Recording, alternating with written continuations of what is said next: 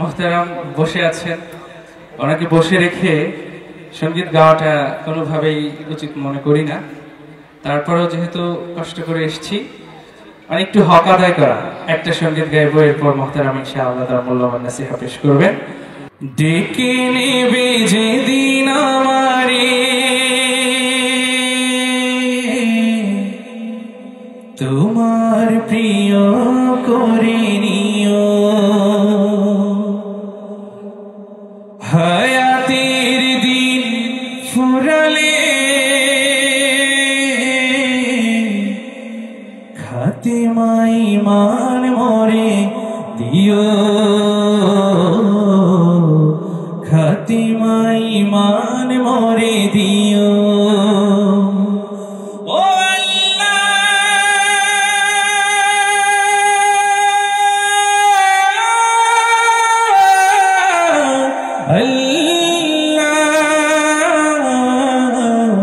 कलिमा नसीबे मोर दियो।